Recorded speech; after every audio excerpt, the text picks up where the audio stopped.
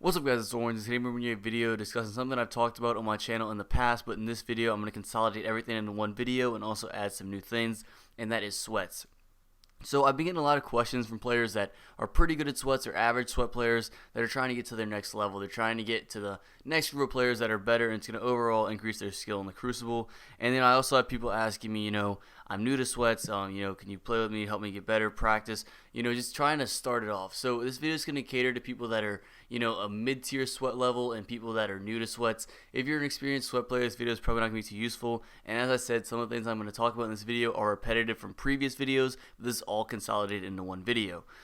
So to start off with, I'm going to introduce a concept that I haven't really talked about on this channel. I mean, it's probably known by a lot of people, but I feel like it's not really talked about. So what I'm talking about is tiers and sweats. So a lot of people say, oh, I'm tier 1, like all those players like that, tier 1. So obviously tier 1 is the best of the best. Now let's talk about the other tiers. So they have all the tiers down to like 2, 3, 4, 5, 6, and so on.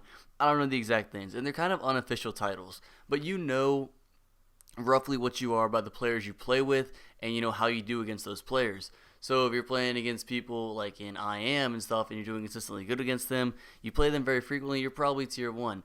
Not to say that if you're not playing against good players, you're not tier 1, but most likely the people you play with and how you play against them is basically what tier you're in. So what you want to try to do is move along the tiers. I mean, this is pretty obvious, but the way this is going to work is, let's say you're an average player who's pretty good. You're not going to be able to go join a sweat tier with a lot of good players that are better than you, simply because no one's going to want you on their team. You need to find people that are your skill level, and that's going to lead into the next topic of this video. So you got to find a team, and the biggest thing about this is team chemistry and communication. That is honestly one of the biggest things in sweats. Now, gun skill is very important, don't get me wrong, but at a certain point, gun skill kind of caps off. You might get marginally better as time goes on, but at some point, your gun skill is going to get pretty much perfect. I know a lot of people I play with, and I can pretty much 3-tap most people with the IS Luna if my shot's so on. I mean, obviously you're not going to do it all the time, but if you can consistently get 3-tap or even 4-tap kills, you're pretty much at the peak of your primary game. Your gunshot's not really going to get much better than that. I mean, if you're 3-tapping consistently with the IS Luna, you're pretty much there. There's not much else to worry about. So you've pretty much capped on your gun skill. You also got to look into things like your awareness, your decision making, and just your general overall knowledge of the game. This is just going to increase as you play the game more and more, and as you go up in the tiers. So you have to find a team that's your skill level. So that's the biggest thing. Find a team, have a communication and chemistry. Your gun skill is going to come with time. The best way to get your gun skill up by primaries, find a player of equal skill and just 1v1 them. You only use primaries as much as possible. I mean, obviously, if you want to play with shotguns or snipers, that's fine. But if you want to work on your primary skill, get into someone of equal skill. If they're lesser, it's going to be too easy. You're not going to get better. And if they're better than you, you're not going to stand a chance. It's not going to be fun, and you're not going to improve that way either. So find someone roughly your skill and practice your primary shot.